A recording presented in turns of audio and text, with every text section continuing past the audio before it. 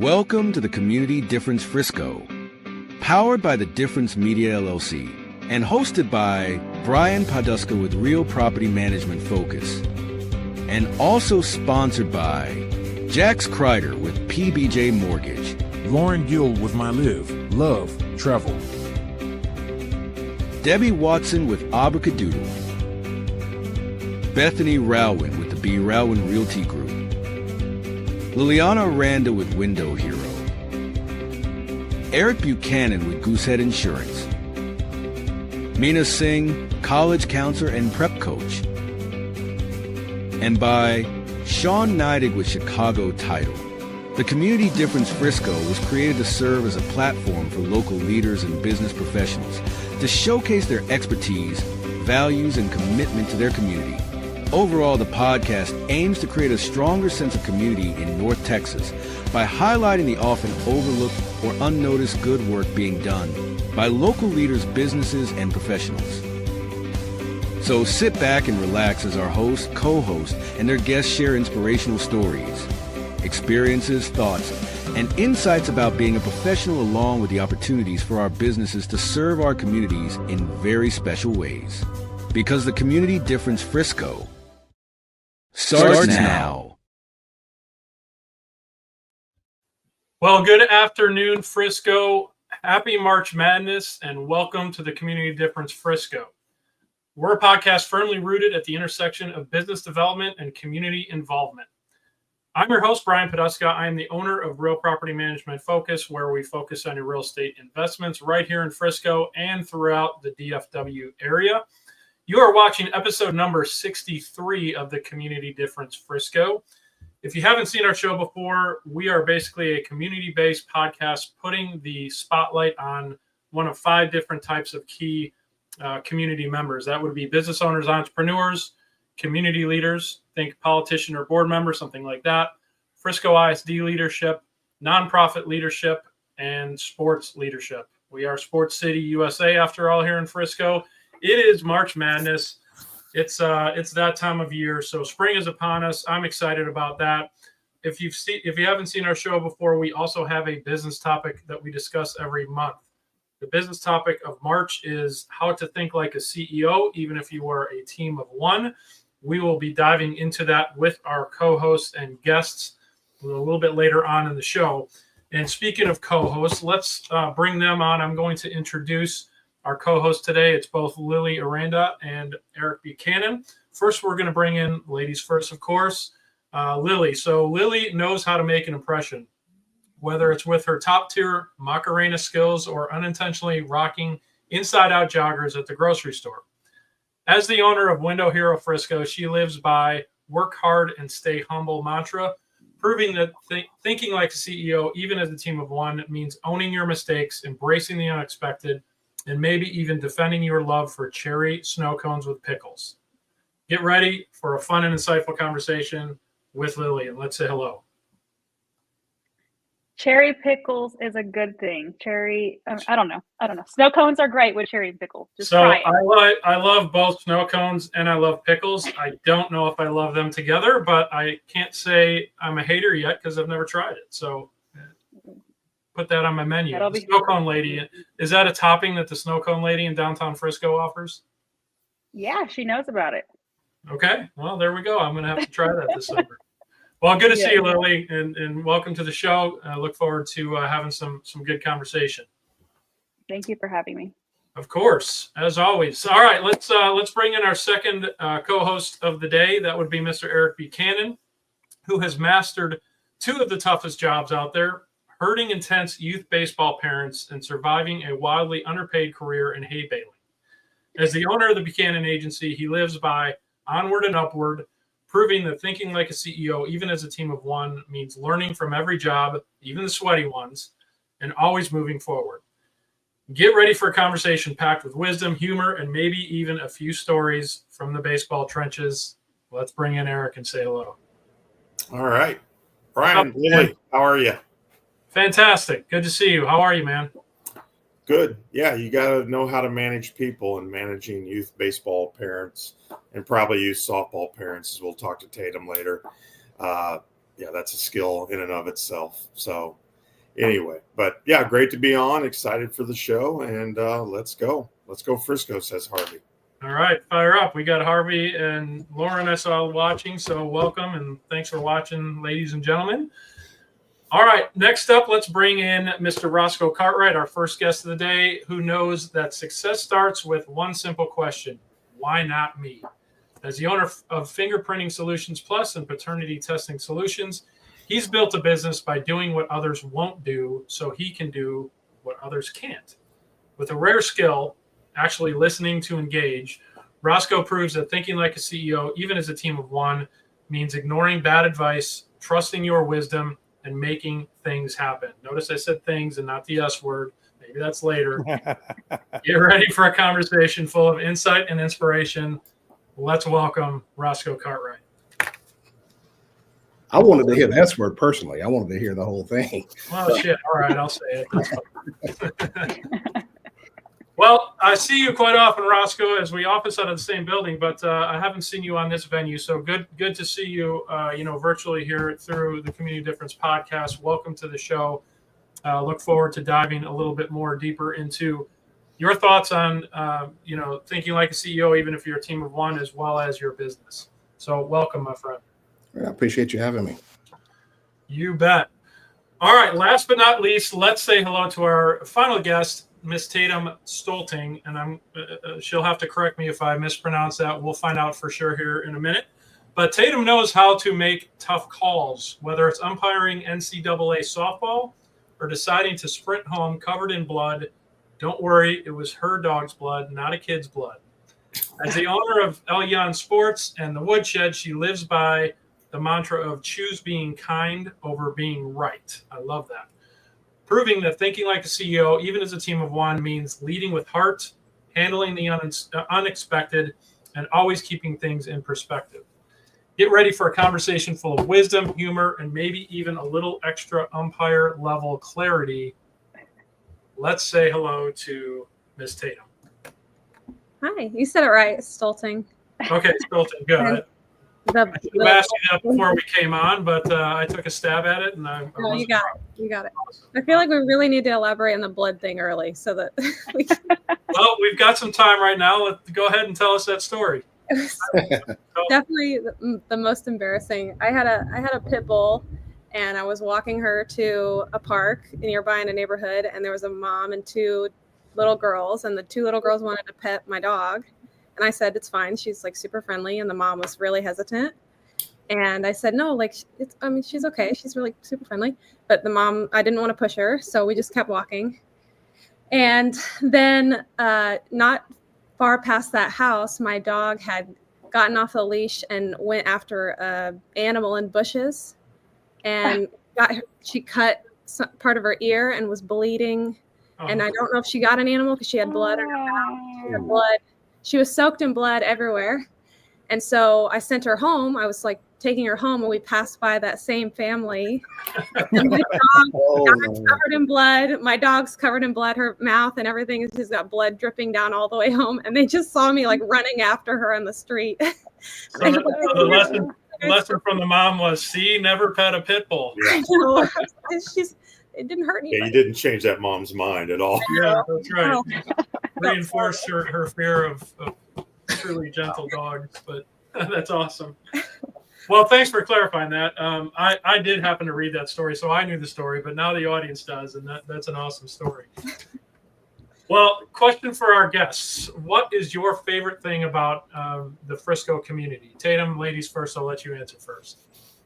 I selfishly will say that it's a sports-centric town because I am very sports-centric, and definitely in the baseball, softball area. I love that we have a minor league team, the Frisco Rough Riders. I love that we can just go down the street to go watch a ball game.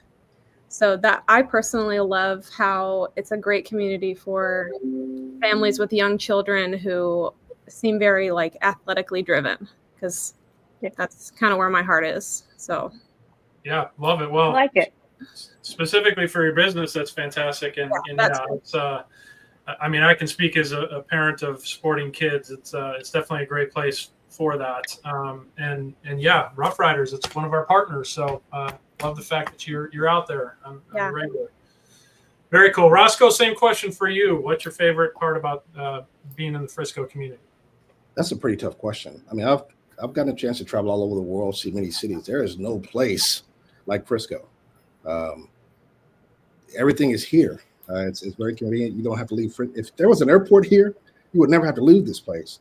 So yes, the teams and all that. Yeah, that's definitely a draw. You have everything here, and I think what strikes me is that it's ever evolving. It's like the leaders of this community are not afraid to try new things, and people are flocking here in droves, according to the numbers. And the diversity of this place is nothing like anything I've seen. I like to see that there are a lot of people from all demographics and all nationalities here making the dream happen. So nothing like this place. I tell people all over the place when I'm talking to them, this is a very unique situation. I'm glad to be a part of it. Yeah, that's awesome. Well said. And you're absolutely right on all of that. Eventually, we're going to run out of space, but until then, Frisco will continue to debate.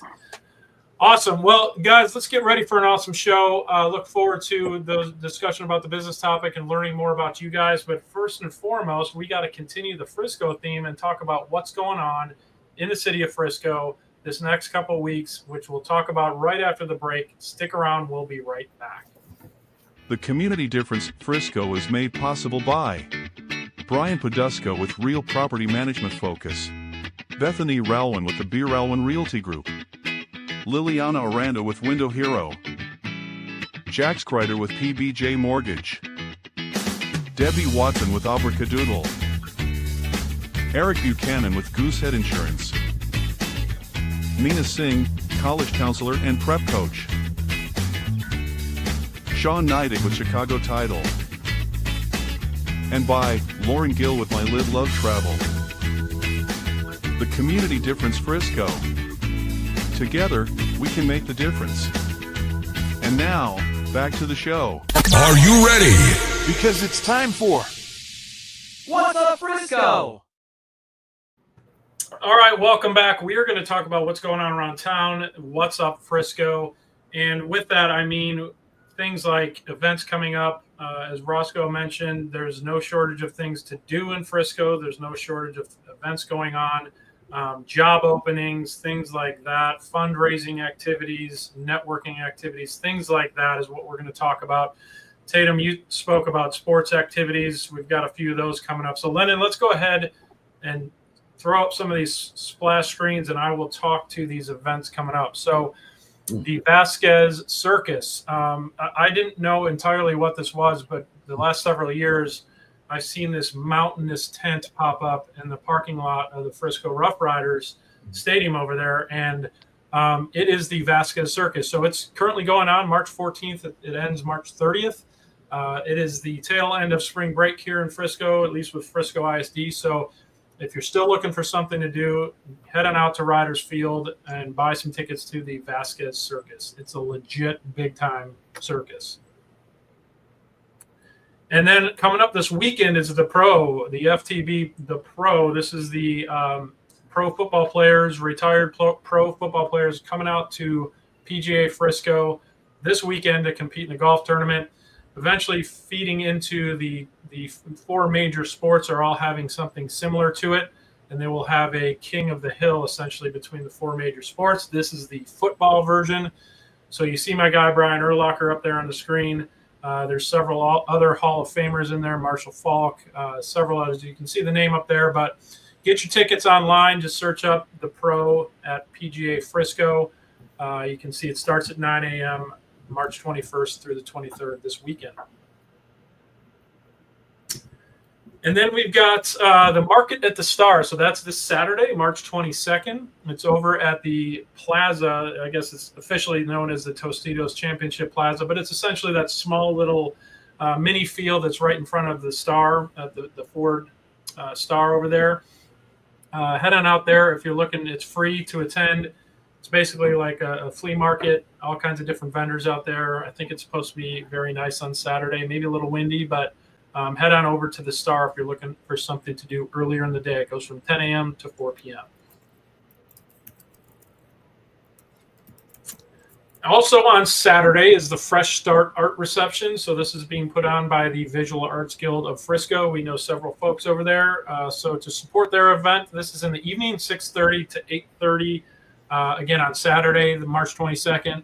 Head over to the Frisco Discovery Center right off of Dallas Parkway in Frisco and check that out. Support some local artists.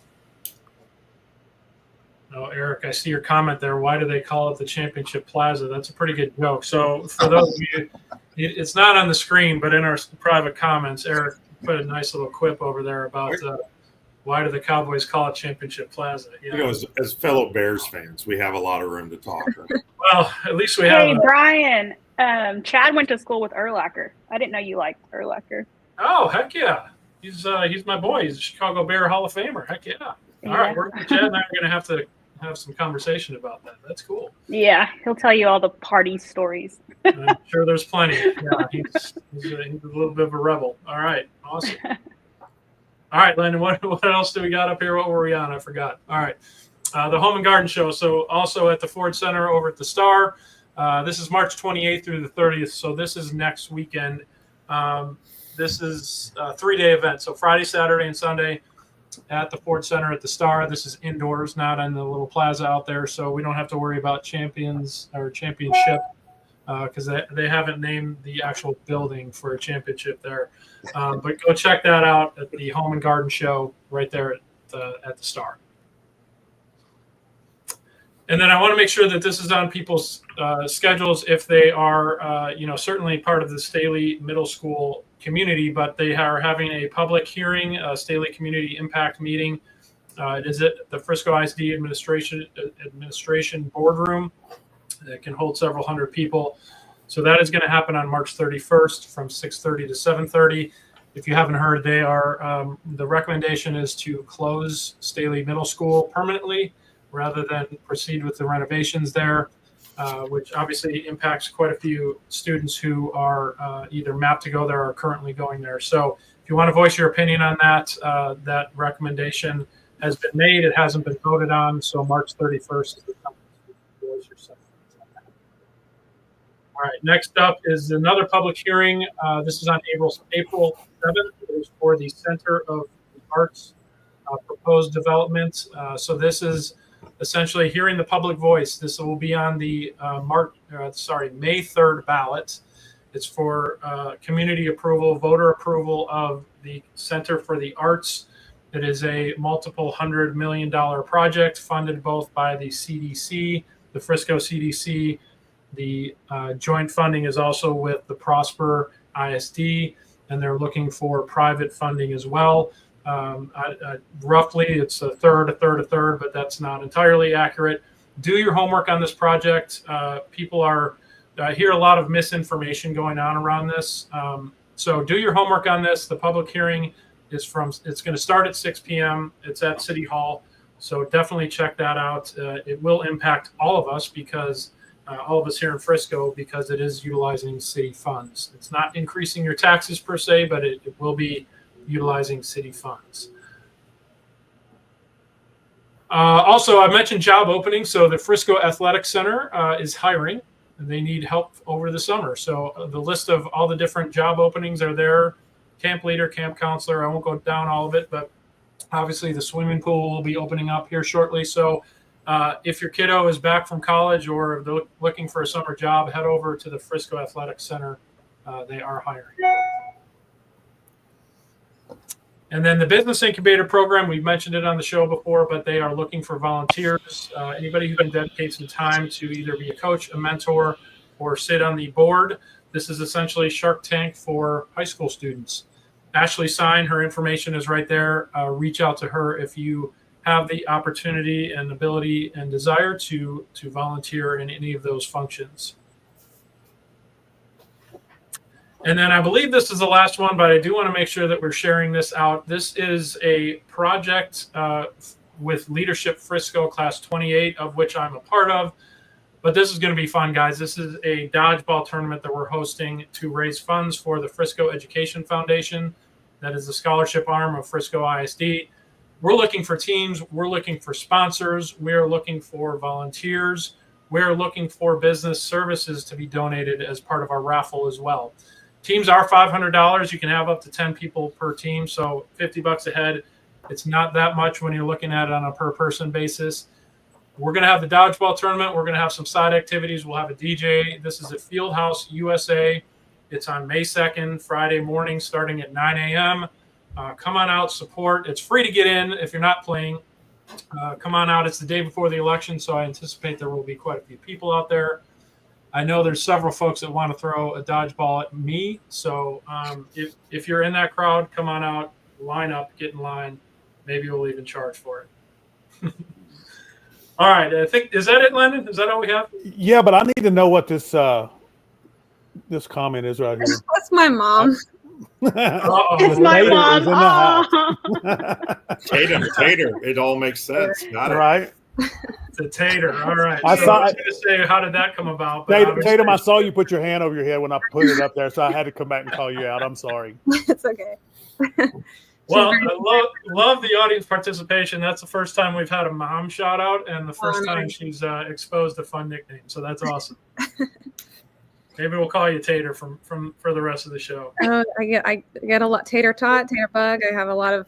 There's a lot of names you can come out of Tatum with, apparently. Oh, love it. That is so awesome. Well, hi, Mom Tater. Thanks for watching. Yeah, what do we call her? Mrs. Tater? No, never mind. We'll figure it out.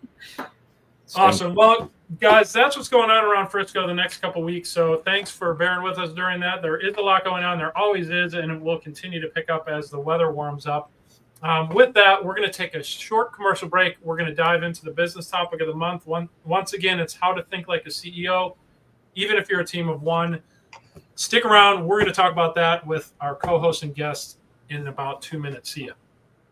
The Community Difference would like to thank each of the following partners for their continued support. At Fireboss Realty, we believe life is about relationships, and everything else is just details. Whether you're buying or selling, Scott and Amy Johnson are here to understand your family's unique needs and deliver expert guidance on the North Texas real estate market. With a reputation for integrity and personalized service, Fireboss Realty makes your home journey stress-free and successful. Ready to make your move? Visit firebossrealty.com and let's ignite your real estate dreams. Everyone deserves access to affordable health insurance, but with traditional insurance, costs can be high and getting coverage can be complicated. JP Direct Health is a simpler, more affordable way to get the health coverage you need. With plans for individuals, families, and small businesses, you can save money on monthly premiums without the need for physicals. At jpdirecthealth.com, we specialize in customizing coverage to fit almost every budget with affordable PPO plans and many other benefits. With over 100 5-star Google reviews, JP Direct Health is a trusted resource making health insurance affordable and accessible for everyone year-round. Affordable health insurance solutions are a proactive protection, not a reactive solution. Visit jpdirecthealth.com today and see how much you can save. I'm always here to help. Thank you. Total Care Emergency Room now has 9 locations in the DFW Metroplex. With no appointment needed, our incredible staff will get you checked in with no wait times. Our 5-star facility is open and fully staffed 24/7. We offer extensive treatment options for patients of all ages, providing on-site labs and imaging equipment, including CT, X-ray, and ultrasound, allowing us to provide fast, convenient care for our community. Total Care ER is your neighborhood emergency room. TotalCare.us. Unwanted pests in your home can be stressful. From creepy crawlies to critters under the floorboards, they disrupt your peace of mind. But don't worry. All Pest Solutions is here to help. We offer a comprehensive range of safe and effective pest control solutions. We target all types of pests, big or small, including insects, rodents, and wildlife. All Pest Solutions, your local experts for a pest-free home. Breathe easy and enjoy your life again. Call today for a free quote. 972-442-1169 or email us at customerservice@allpestsolutions.com. To belong is one of our most basic human needs. Best Buddies International is the world's largest organization dedicated to ending the social isolation of 200 million individuals who have intellectual and developmental disabilities. We focus on meaningful one-to-one friendships, integrated employment, leadership development, and inclusive living. You have the power to make an impact. create change, and champion our mission of inclusion today. Now back to the show. All right, welcome back. And this is a segment of the show where we're going to dive into that business topic of the month, and that is how to think like a CEO, even if you're a team of one. I love this topic. We've had some great discussions so far this month. Look forward to continuing it. I'm going to kind of kick off the conversation really from the fallacy here, or maybe it's a truth, but it's certainly not a goal. But the statement, I will say, your business is a job built for yourself, not an asset. Has anybody felt like that? That, okay, if you're in the corporate world or when you decided to start your business, that, okay, you just created yourself a job. You created yourself a job. You didn't necessarily create an asset. And what I mean by that is if you're removed from the business, does your business continue to function? Right? Does that business need you to function? Because if it does, and you go to try to turn around and sell it, or maybe try to do some sort of a merger acquisition, something like that, if you can't pull yourself out of it, nobody's going to value that as an asset, right? So with that as the first thought, Roscoe, I know you and I have had some conversations around what our further out goals are and things like that. How do you view that statement? You've built yourself a job, not necessarily an asset.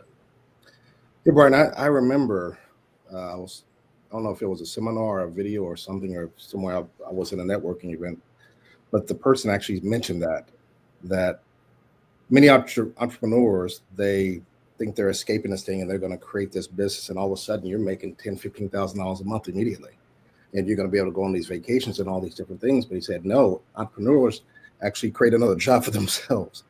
And yes, I realized that early on, I was working 8 hours. I'm sorry, 7.75 hours is what I was doing. And I started these businesses, and all of a sudden I'm 7 to midnight every night, 7 days a week. It's like, wait a minute. Everybody says, Happy Friday. What is that? Yeah. I don't know what Happy Friday is anymore. I'm working 7 days. Yeah. So I think I did not know what I didn't know at the time. And yes, if I step away right now, yeah, it's gone.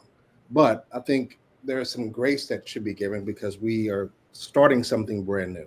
Not all of us are equipped to know what those next steps are. But I think as we start surrounding ourselves with people that do know, yeah, we can start putting some pieces of the puzzle together. So that way in the future, as we start creating some things that has a system that can be replicated and made easy for people that want to come aboard, right?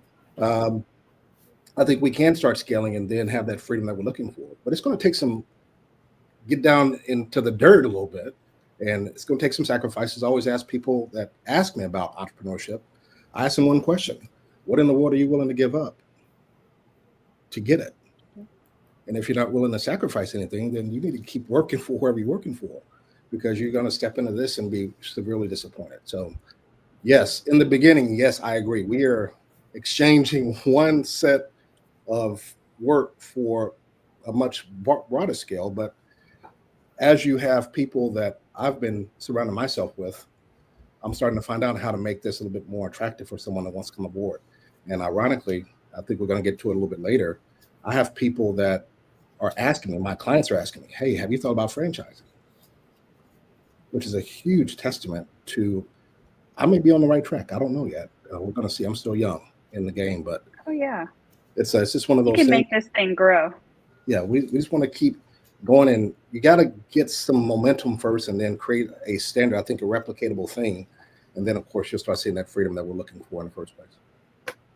Well, yeah, I love that that thought process. If you obviously, in order to have a franchise type business or start one from scratch, you need to develop the processes, the systems, all that stuff. So that the fact that you're even having those conversations or having those thought processes shows that mindset shift of, okay, yeah, I might have created a job for myself and it's an endless, thankless job.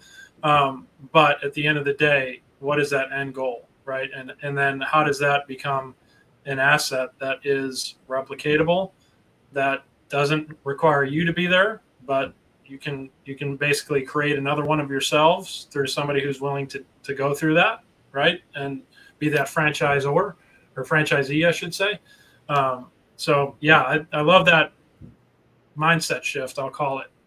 that further term, longer term vision of, okay, what could this thing be?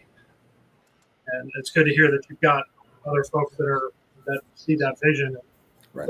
Means you're doing something. Yes, I always said, someone else said, I have all these things in my head at all times, that your net worth is basically your network. The people that you have around you is going to be how much you're going to be probably making. So if you have some people that's dragging you backwards, then you probably want to go ahead and do some spring cleaning. Or you're going to stay in that work until you die thing and say, hello, welcome to Walmart, if you will. Not to say but just saying. Oh, if you're the Walton family, they love it. That's great. All right, Tater, I got a question for you. Can I call you that now? Yeah, now that the whole world knows your nickname. For sure.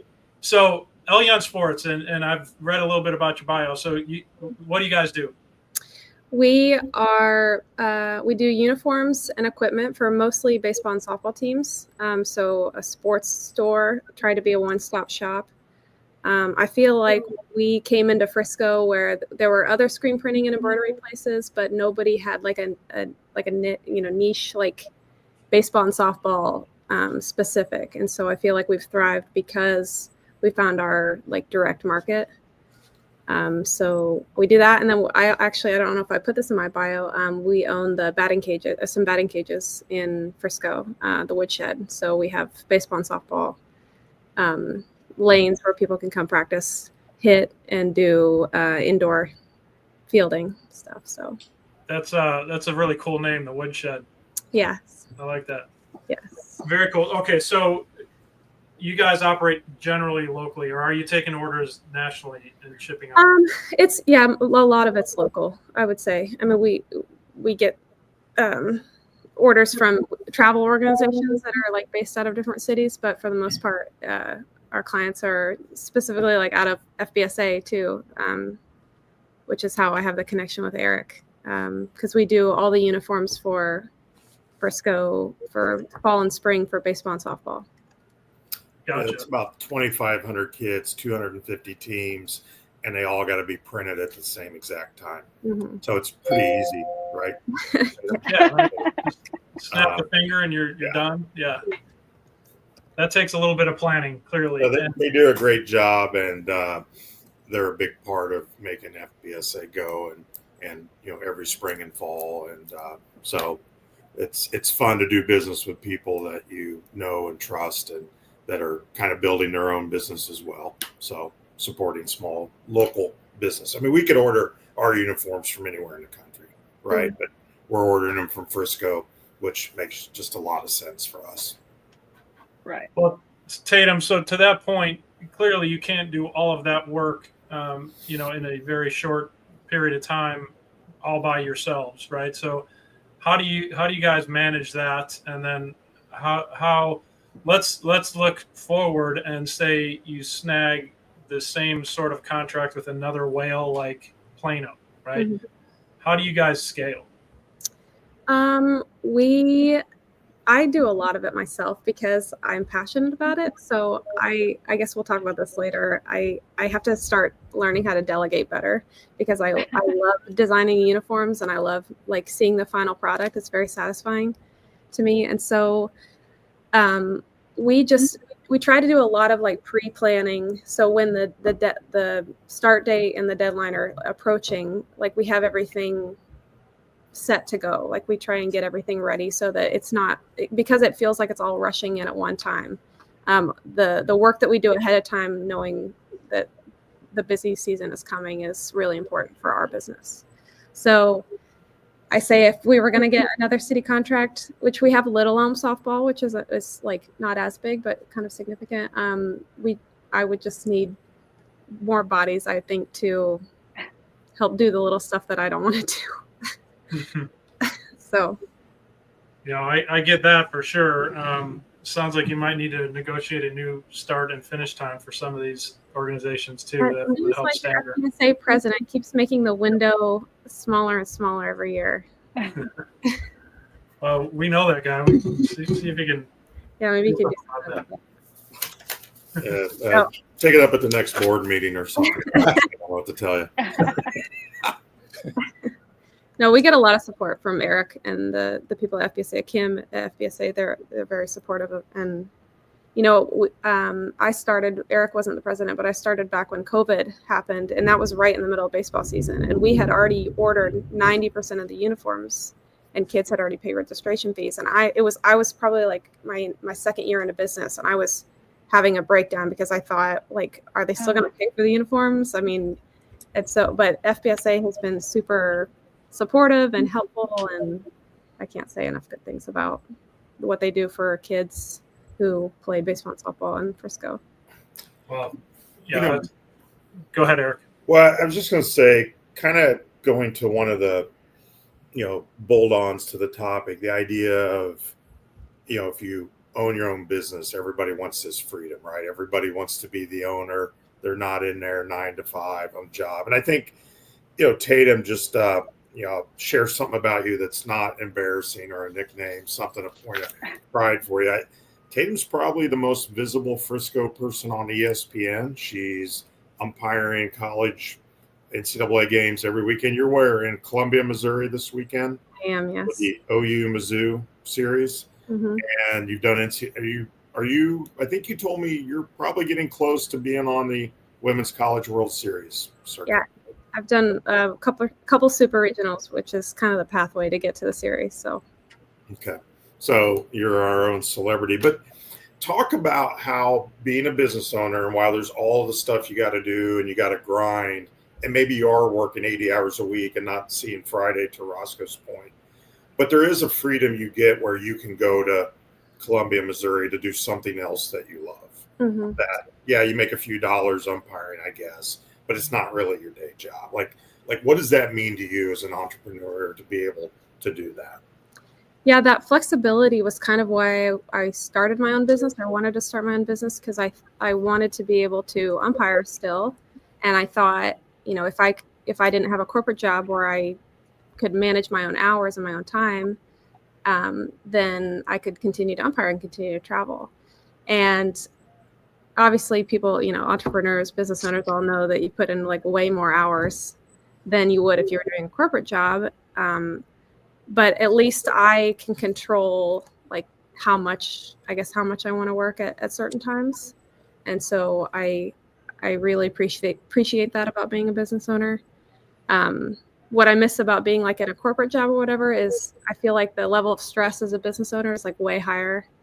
Like I have to think more macro because I'm thinking about marketing, I'm thinking about invoicing, I'm thinking about all this stuff. Whereas opposed to when I was corporate, I just like did whatever they told me to do. And then I was done. I was checked out for the day. And now it feels like even though I'm traveling, I'm constantly having to my brain is constantly spinning on like what I need to do next or what did I forget to do or yada, yada, yada. So. I actually have a question for Roscoe. What's the first system every business owner should build?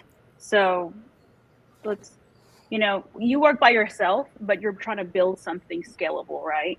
What's something that every business owner should have in place? Like, what's the first system? Jeez, that's loaded. That's a loaded question there. You said you can handle anything. No, it's loaded. I'm trying to make sure I scale it back a little bit because I don't want to shoot no fire out. I think the first thing that a business owner needs to have, first step is this is mental. You need to check yourself. Is this something that you really want to do? And like I mentioned before, is it something that you can see yourself sacrificing something for? Where are you trying to go? What is that end goal? So many people want to start a business or work. Right. And I ask people the question all the time. I say, what would you do if money was no object and time was no factor? What would you really do? And I get this blank look. What are you working for? What is that dream? And so many people don't dream anymore. So I think you got to do a self-evaluation first because yes, it's not easy. I know now for a fact through experience why people are not entrepreneurs. Oh, good Lord. I get it. It's a lot. I think am I allowed to say Tater? I don't know. As you mentioned, it's you just don't really know what's coming next. You got to find a way to dig in and start surrounding yourself with the right people. Yes, there's freedom out there, but you're not going to get it just because you want it. There are some things you have to get yourself ready for. So when you start bringing people in and getting rid of people, now all of a sudden those dreams can actually start coming. But if you don't know what direction you're going in, how can anyone help you?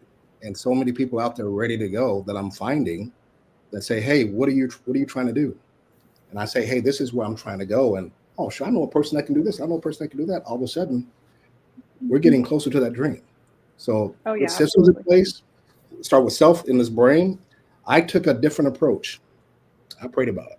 I said, I'm not going to figure it out. I want you to help me with this. And I'm going to sit in the passenger seat for once. You got to let stuff go and kill yourself off, a version of yourself off. Not kill yourself, but not saying don't do it. Yeah. But a version of you. We know what you meant. We know you. Yeah, we know. Let it go. And then all of a sudden you start seeing some things coming when you're obedient to what those things are and being consistent and don't give up. So first, your spirituality, yourself, and then let the people that's going to come in and build their team around you. If you can find those people, but be diligent to it and be consistent. I like it. Thank you.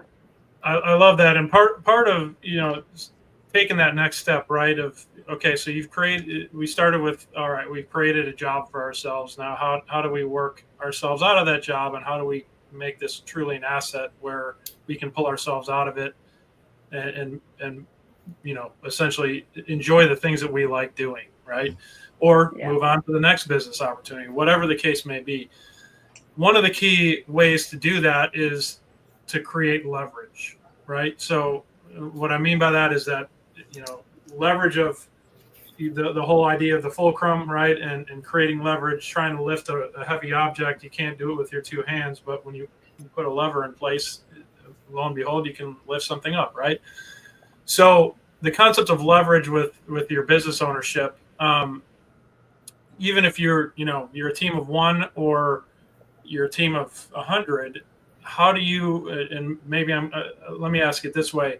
Do you guys, and this goes for everybody, not just our guests, but do you guys have specific examples where you guys have been able to leverage something or somebody or some application or software or whatever the case may be to make your life easier, give yourself some more time to work on all those different functions that Tatum mentioned, invoicing, marketing, sales, all the hats you have to wear? Does anybody have a good leverage example that they want to share? Go ahead, Roscoe. Yeah, so as a undiagnosed control freak, it's tough. It's tough to let go. And this is my baby. I mean, I created this thing from a thought, and I want to control. I want to have my hands in everything. And I realized that I will wear myself out thin. And when it's time to retire, I'm going to have to be wheeled around. I'm not going to do that. So the first thing I had to, I'm a creative person, I think. Sometimes depends. Yeah, you are. And me revising some of my content that's going out, that's attracting the people that's coming to me, I didn't trust anyone to have that same passion that I have, right? So when I started letting that go, and I let somebody take over that, I was still peaking, but I let it go, right? I had to let it go. I had to find a way to say, you know what? This person has shown me these things, and I have to let my faith continue to drive this thing forward, because we can't do it all ourselves. We can't. As independent people, we can only do so much. It's only so many hours in the day.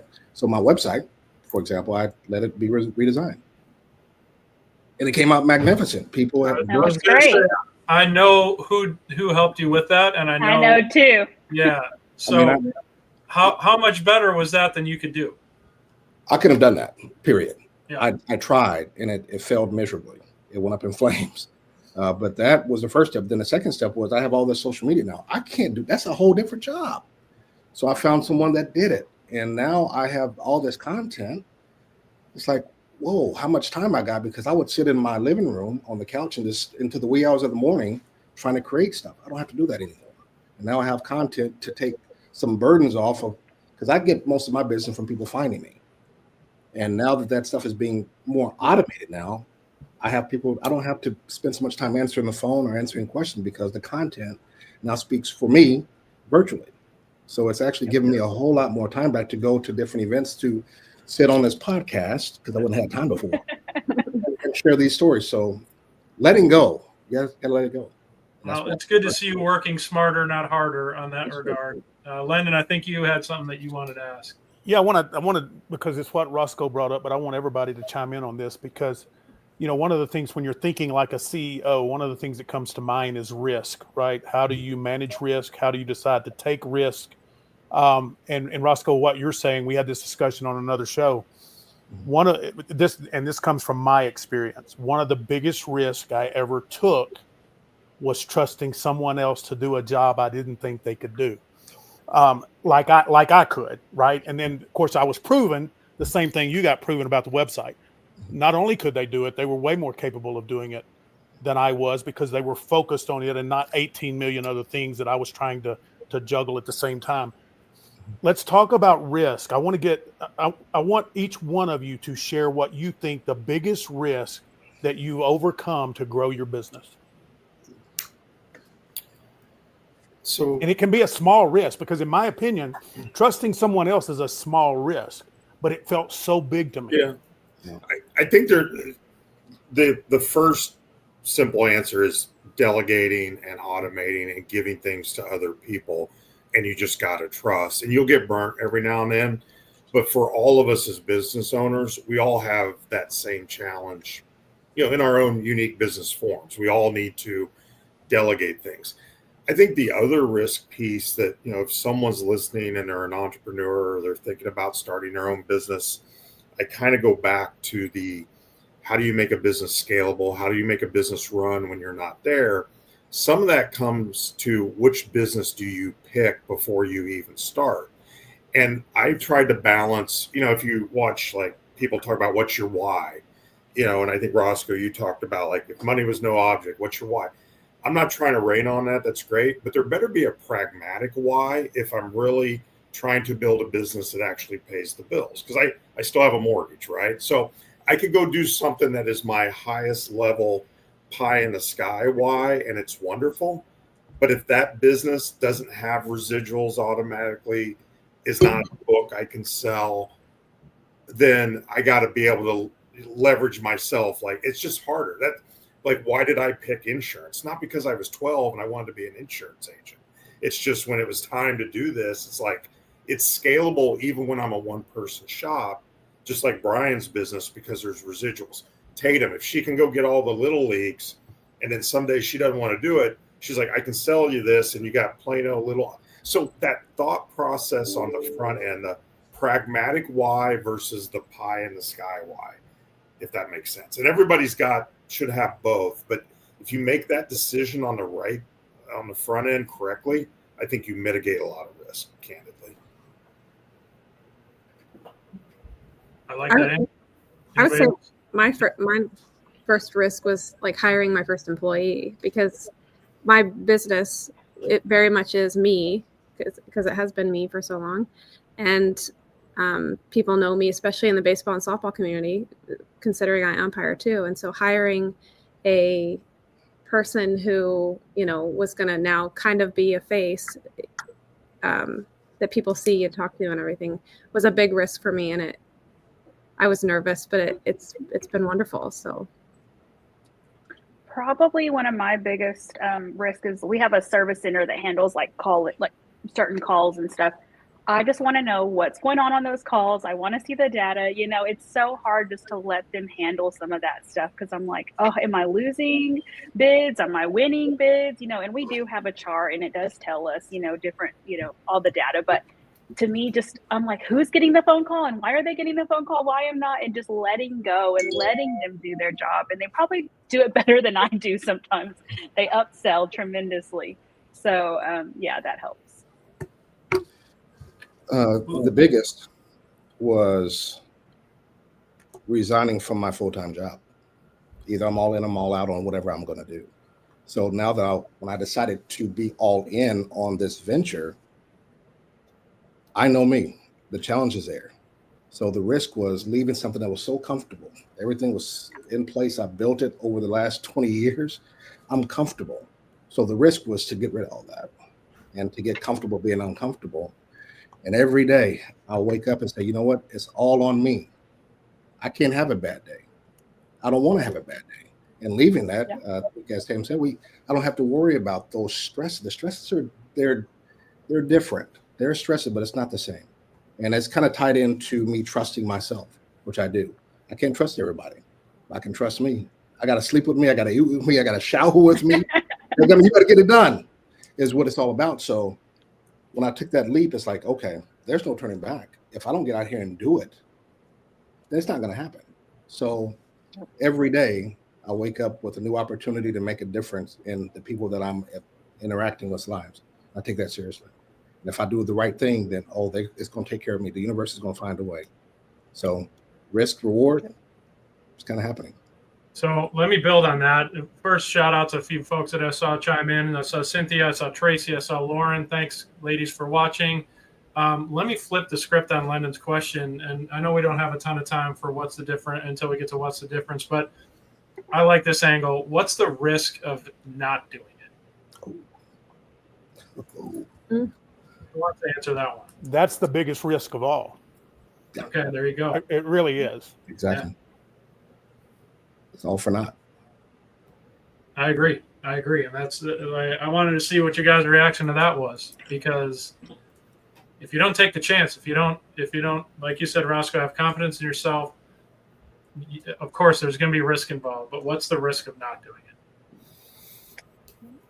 it? It's not even an option. It's like the reason why I left, because I wasn't growing, and I have to grow. I had this, it's something that was in me. I was like, I got to do something different, but I'm comfortable. I'm making the money. I have all the benefits. I have the vacation time. I have all these things, but I'm not growing. I'm dying. If you're not growing, that's right. Then that fact of that comfort factor is dangerous, right? So it's either go out and do what I know I can do, what I've been put on this earth to do, or stay and suffer and die and be miserable like everybody else that I've been talking to. So it was not. I used to have a plaque on my desk that said, "Where growth stops, decay begins." Yeah. I think using like Lily's example of the call center, right? Like if we all agree that one good sale is not going to make our business, like we would all agree with that, right? We've all made a good sale. We don't get to retire. One bad transaction is not going to ruin your business either, more than likely. So, Lily, like if that call service you hired, you go and listen, check the tapes, and one of them was a train wreck, and you're just like, I can't use these guys. Then just switch. Go get another. Like the idea of doing a call service is the right answer. Maybe the first company you contract with wasn't the right one. We all been on multiple dates in our life until we found the right person. I think. But I just, to Linda's point, you got to risk doing it and realizing that even Chick-fil-A makes a bad chicken sandwich every now and then, and they're not going to go. What? Wait a minute. Who said that? Ooh, speaking of Chick-fil-A. One time. I'm actually pretty hungry right now. So. All right. On that note, because I'm hungry too, let's hit the sounder for what's the difference, and we'll wrap up the business topic. And now it's time for What's the Difference?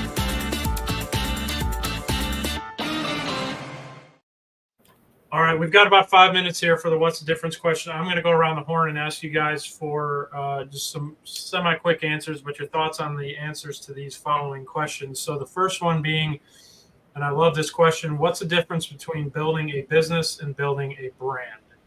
Let's go ladies first. Tatum, you start.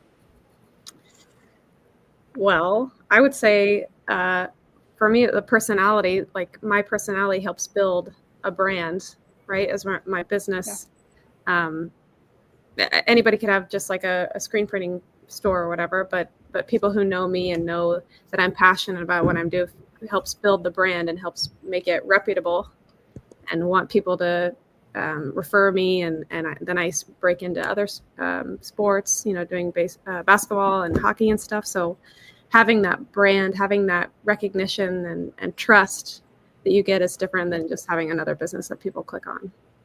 Yeah, love that. It's all about the brand is the person, right? Is essentially, if I boil that down, I love it. Awesome. Good answer. All right, question for Roscoe. What's the difference between growth and scaling? Ooh. Growth, you can grow big, but if you're growing, you're probably still working in it. Scaling is you're starting to buy some of your time back, is how I see it. You're kind of getting some help, and you're building an army of people that are going to carry on what your initial thoughts were as far as building whatever you're trying to build in the first place. So scaling, you're freeing yourself, which is why people start in the first place. We want to start getting that freedom thing, whether it's financial or time or whatever it is. That's what the scaling is. It's getting your time back, getting all those things that you started for in the first place. Yeah, and it's all about how you grow, right? And if you're going to scale, it's how you're going to do it. Good answer. Love it. All right, Lily, what's the difference between influence and authority? Ooh. Oh, good one. Influence means, people trusting you, the value, perspective, things like that. And authority means like having an official title or control, but it doesn't always mean people are going to respect you or follow you. Follow-up question, which would you rather have? Ooh, that's a good one. Maybe influence. Yeah, I agree, because you don't necessarily need a title, the quote-unquote authority, to have influence, right? Right. Love it. All right, Eric, what's the difference between creating demand and capturing demand? Creating demand and capturing demand.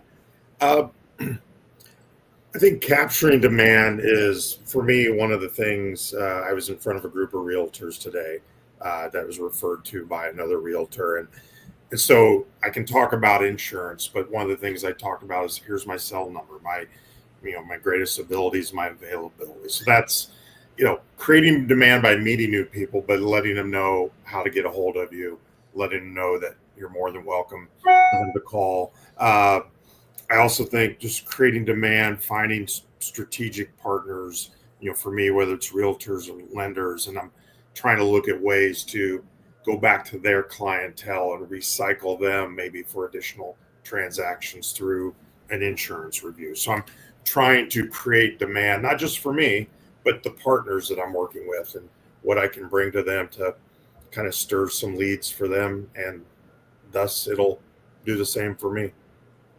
Okay, I like that. All right, question for the group. We kind of touched on this earlier, but we'll kind of put it out there. What's the difference between thinking like a CEO and thinking like an employee? I'll take two answers. Well, thinking like an employee, you're just focused on whatever job they send you to that day. That's the job you're going to do. For instance, if we tell them to just go clean windows or pressure wash a driveway, that's all they're going to do that day. We have to think about, the more of it. We have to think way more about it, like the vision, scaling it. Yeah. Yep, agreed. Vision, scalability, all goes into it. Anybody else have anything they want to build on that one? I think it allows me to be more creative to be a CEO, because I can take risks or I can give my opinion. Whereas an employee, I wouldn't want to get in trouble if I, did it this way, or if I directed a customer to a certain avenue that I can do as a CEO, because I have that creativity and that flexibility that I wouldn't have as an employee. Yeah, love that. Roscoe, it looked like you wanted to chime in on that. Yeah, it's simply one is task oriented, the other one is vision oriented. One is trying to somebody taking a shower. I hear some water somewhere. Somebody taking a shower. Somebody trying to drown me out. Was that my cue to shut up? Yeah, I think as an employee, you're thinking about getting the task done and getting out of there. As a CEO, we're going to take this thing to the Super Bowl. I mean, we're not talking about Jerry Jones or anything, but we're trying to take this thing all the way across the finish line, no matter what. It's more of a sacrifice, because this is your thing and you're the leader. You're the visionary. So whatever's going to happen is going to happen because you either say it's going to happen or not. Employees, not so much. They're replaceable. That's right. Well, and at the end of the day, you want to make yourself replaceable in that, or more importantly, replicatable. Yes. All right. Well, with that, guys, great insight. Love the what's the difference answers. That will put a bow on the business topic of the month. Once again, how to think like a CEO, even if you're a team of one. Great insights. Love it. Let's do this. Let's take a quick commercial break. We're going to come back and we're going to put the spotlight on Roscoe and Tatum in about a minute and a half. Take it away, Landon. Breaking barriers, creating opportunity, and redefining influence. To our incredible partners, co-hosts, and those who stand with us in the difference. You probably noticed it. The resistance, the pushback, the whispers in the background. Why? Because we are disrupting the power balance that has kept too many people in the shadows for far too long. For years, certain voices in our communities have been shut out, overlooked, and underestimated. While select few control who gets seen, who gets heard, and who gets remembered. That's not just unfair, it's unproductive. We are changing that.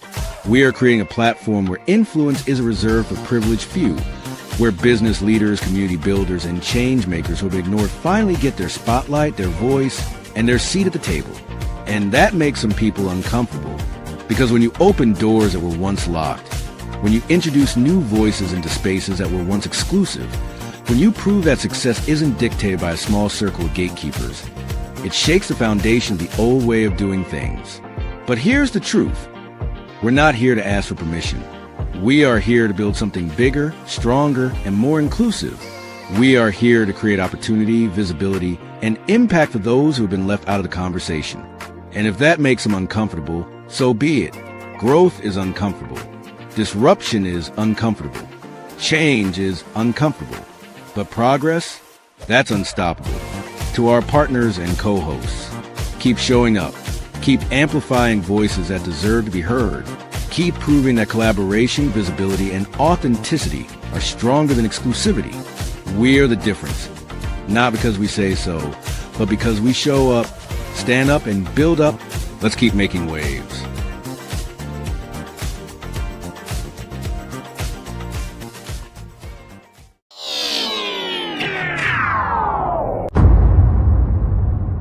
And now, back to the show. All right, welcome back. We are in the spotlight segment, so we're going to shine the spotlight on both Tatum and Roscoe. I like to kick this segment off with kind of a easygoing question. This one's super easy, guys. Tater, have you made your bed this morning? Yes or no?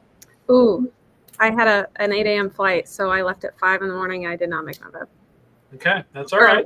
I sleep a bit late. There's no right or wrong answer, and we bat about 5. To take a baseball analogy, we're knocking it out of the park because we bat about 500 of the folks that I asked. So you're right in that range. Roscoe, what about you? Is your bed made? The bed is made, but don't ask me about them dishes in the sink, though. Feel judged. No, there's no judgment at all. Like I said, half the people don't, so there's no judgment whatsoever. We're busy people. You got to get it. And you can look at it like you're just prepping it for bed anyway, like going to bed, right? It's one less thing. Yeah. Awesome. Well, hey, you guys both operate in Frisco. And Tatum, I know you're heavily involved with Frisco FBSA, clearly, and deal with a lot of the kiddos. You talked about your favorite aspect, Sports City USA. What do you umpire? You umpire NCAA women's softball games. What's your favorite sport to play? I played volleyball, actually. I played on a club team at North Texas, and I love volleyball more than anything. But both of my parents umpired softball. My dad was a minor league baseball umpire. My mom did the Olympics in 2008 for softball, and so I got it at a super young age. Yeah, my husband's a softball umpire, so I really didn't have a choice, and I never played, shockingly. Oh, that's awesome. I didn't know they allowed you to umpire games that you never played. I played. Okay, I shouldn't say that. I played like maybe 2 years of rec, but I started umpiring when I was 13 or so. So I was on the field and didn't know that when you bunted with 2 strikes and it went foul that it was an out. Well, clearly you've advanced since then. That's all right. So if your husband's an umpire too, how do you guys settle arguments or disagreements between you? So we're on the same crew. We're actually both together at Mizzou this weekend. Replay, we don't make the decisions on replay. That helps a lot, but we actually don't argue we're on the same page most of the time. That helps. Okay. If I guess whoever is at home plate gets the final say, right? Yes, that's true. Okay. Very good. Roscoe, what about you? What do you like to do in your free time? Well, I know we don't have much, but it's an undiagnosed condition that no one can find, but I'm a travel junkie. Like, it's bad. It's real bad. As many times as I can get on an airplane and get to somewhere where there's a bunch of water that were over a few hours, I'm happy. I'm peaceful. I can't make it make sense, but when I don't get to go anywhere, I couldn't fly, I get all grumpy. Travel is very addictive. Yeah, I'm gonna get on a tube kind of person and get going. That's my hobby. I like to go and explore foreign lands. I just like to drop down. I don't have any plans. My plan is usually check into a hotel, check out of the hotel, come back. In between there, it's whatever goes. So Have a favorite place? There's the Holy Land, and then there's everything else. The Maldives is in there. It's so many. There's not one place I can say is better than the next one. When I go to Antarctica, then I'll be able to probably answer that question. That's my last continent. I got to go. So the correct answer. We're going to do that soon. What's that? Go ahead, Lily. Oh no, I didn't say. I said the correct answer is Frisco. Oh yeah, well yeah, no, Frisco is the absolute hands down place. I would not be me literally if it wasn't for Frisco. I mean, I wouldn't be able to do the things I love to do if it were not for this place. So yeah, hands down, yes indeed. I agree 100%. I love this place, and it's making my dreams come true. Well, it's a good thing you don't have to hop on an airplane to get to Frisco. Yet. Yeah, that's true. I know some of your goals are to manage your business from a different continent. So, keep us in mind when you get there. Okay. I'll do a follow-up Zoom call like this one. Yes, it's done. All right. Fair enough. All right, Tatum. So clearly you guys are a sports family. What inspired you to start your apparel business and also the batting cages? I went to college at North Texas and got a degree in Spanish, and I was going to be a teacher, and I was getting a part-time job at a screen printing place, and I ended up really liking it and helped build that business for that owner, and then decided that I wanted, I guess the business owner mindset took over, and I wanted to make changes that I couldn't do as an employee. I wanted to do things a certain way that I couldn't do just being an employee. And so I left, and I knew the people in Frisco that used to work with FBSA, and they kind of got me set up in Frisco. And like I said, I'm in a very niche market with baseball and softball sometimes, but Frisco is the place to be if you're in youth sports, anything that has to do with youth sports. So it was an easy call to come over to Frisco and kind of build my business there. Well, love that. And I guess a business building opportunity. I mentioned the dodgeball tournament that we're putting on for Frisco Education Foundation. So question for you, are you able to put brand names or branding on a dodgeball or rubber dodgeball? Oh, that's interesting. Probably, yeah, I think so, because we do we've done volleyballs and baseball and softballs before. I've never tried a dodgeball, but I could probably do it. Okay, well, we'll take that off air. So stick around after the show, and maybe we've got a business opportunity. See, we're building connections and we're building business right here on the air. How cool is that? Dodgeball tournament going to be on ESPN The Ocho, Brian? Yeah, so if it's not in your cable package, make sure you get the Ocho. We've got announcers just like, what were their names? Pepper and... Can I referee it? Can I volunteer? 100%. We're looking for volunteer referees, and we would have an official referee. You could be the head of the officials. I can do that. All right. Hey, Brian, we could run it on the Community Difference. Ooh, yeah. Now we're talking. All right. So even better than the Ocho, we've got the Community Difference. We can air live. We're just building business as we go. I love it. All right, Roscoe. I know you had a corporate job, right? And you you got fed up with the hamster wheel. So what inspired you to start your business? Well, for the most part, again, I had to make a choice to trust my faith, and I had this opportunity, and I didn't know which direction to go in. So I said, I'm whatever direction you decide to push me in, that's where I'm going. And what ultimately did it, person I knew actually was going to get fingerprinted, and he was telling me about this horrible experience that he had, and it was a drag, and he had to do it all the time. And then he told me how much he paid for it, and I asked him a question because I was already researching it. What if all those negative things were didn't exist. It was actually a pleasant experience, something that you actually left feeling good and you felt better and you could engage with someone. What if that happened? He said, yeah, I guess the Tooth Fairy and Santa Claus exists now. Hopefully no children are watching it, right?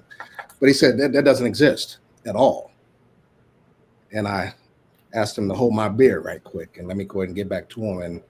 And literally the business that I have, I like to interact. I meet some phenomenal people from all walks of life, and I get a chance to engage them. And most of them, we use these things so much, and we're just texting. And in my office, I have it set up in such a way that we can have a real conversation. And most people say, wow, I didn't know I needed that, because my appointment's usually like 15 minutes, 10, 15 minutes. And then I'm dragging on to 45 minutes because we're actually having a conversation and that encouragement, and we're bouncing off of each other. So why did I start it? I think there was a need. I saw the pain in people that were having to do it. Everybody that comes in has that pain on them. When they leave, they're like, wow. I said, tell me about it. What's the wow about? Tell me more about it. How can I make this even better? If I were to do this all over and break it all down, what can I do to make it even better for you the next time? That's it. This was perfect.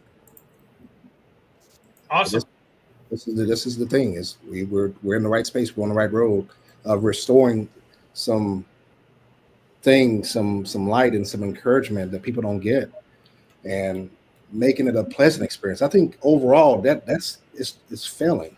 When I go out of the country and come back in, immediately it's like, where's the service at? Are you mad because I'm coming into your restaurant? Are you mad because I'm calling you? And with these people, I feel like, ugh. And I want people to leave here feeling much better. And that's my goal and my mission, is to anybody I'm interacting with, no matter what it is, I want you to remember me and remember the conversation that we had, and go and spread that to someone else. I'm paying that forward. Go have a conversation with another person. You go encourage someone else and just pass that thing forward, and really, really get into what are we really here on planet Earth for? What is that? Not your passion. I have a passion for making my bed up every morning. But what is your gift? What is that gift that you have that you're created for, to give to all of us and share to make everyone's life better? And that's what I'm trying to do. Love it. Well, that's awesome. Keep doing it. Trying. All right. Well, hey, guys, it's amazing how quickly an hour and 15 minutes flies by, because here we are. We're up against the clock here. So what I want to do to wrap the show, first of all, thank you for your time today. It's been awesome getting to know you guys. Your stories are fantastic. Appreciate your insights on the business topic. Question for you guys. Tatum, will go ladies first. What is your key takeaway from being on the show today?